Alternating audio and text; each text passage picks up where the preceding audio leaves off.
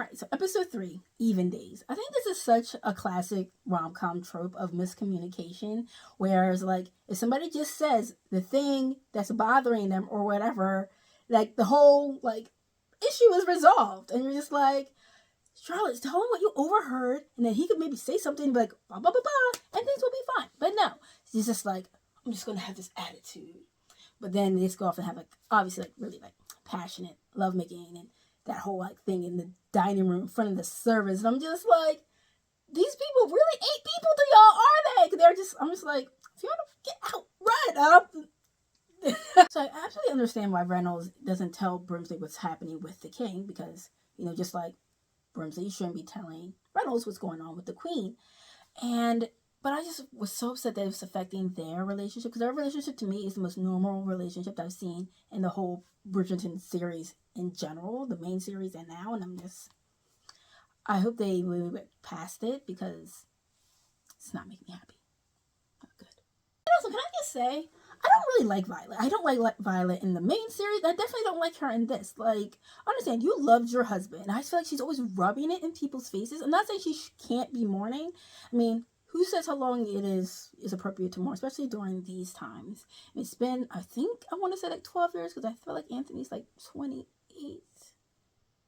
Yeah, but anyway, Lady Danbury and her in the church talking about mourning, how she had been grateful, and she's talking about the hats and the things for her father, and that just, anybody think that possibly there was something that had happened between Lady Danbury and Violet's dad, maybe? I don't know, but something happened that, like, why are you even friends with this little girl? Like, she's clearly younger than you. So this has me thinking that she's connected to her family in a deeper way, and we don't know about it yet. But there's no book yet for me to read. So there's this scene with Lady Danbury and the Queen, and she's just like letting her know, like, you don't know what's going on. You are very isolated. And I think this is one of the other reasons why they are able to remain friends the entire time, even in, like, you know, the Parent series, because she's telling her the truth and nobody else is, the best way that she can, in the most respectful way. And she's just like, we need you to step up and be the Black Queen.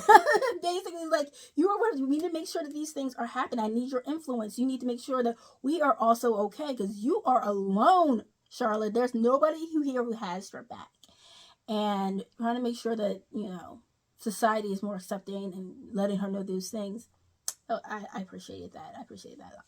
I feel like the music so far for the series has been super beautiful. I'm loving it. It's very diverse. I feel like there's been some Beyonce. I think there's been like a SZA song as well.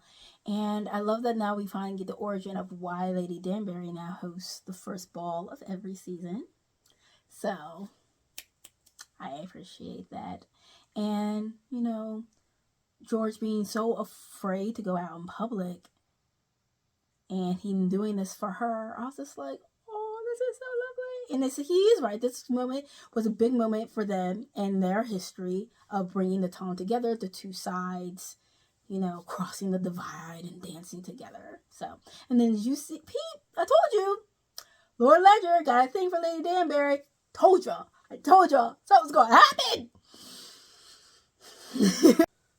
Oh my God, George. I mean, we know this is coming, because we know, but this is still her being, like, this is like the makings of what, you know, I think you see why her relationship with her children is so effective. I'm like, yes, I mean, she wouldn't have been with her children every day anyway. You know, they would have went off to, like, you know, become ladies and seasoned whatevers in other kingdoms to get to know, to make trades and for commodity reasons.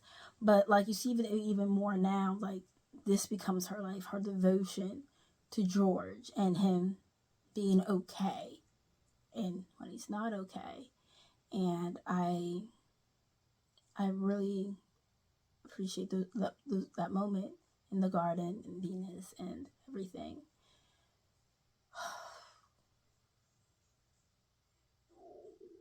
So I'm going to move on, and hopefully you'll still be with me. You don't have to be perfect to be amazing.